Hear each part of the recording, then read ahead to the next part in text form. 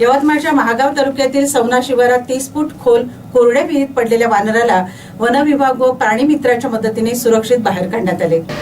यवतमाळच्या महागाव तालुक्यातील सवना शिवारात 30 फूट खोल कोरड्या विहिरीत पडलेल्या जखमी वानराला वन विभाग व प्राणी मित्रांच्या मदतीने सुरक्षित बाहेर काढण्यात आले। मंचकराव गोरे यांच्या शेतातील विहिरीतून आवाज येत असल्याचे लक्षात आल्यानंतर ग्रामस्थांनी वन विभागाशी संपर्क साधला। वनरक्षक धम्मपाल गणेश सावंत यांनी तातडीने घटनास्थळी धाव घेत सर्पमित्र व प्राणी मित्रांच्या मदतीने बचाव कार्य सुरू केले।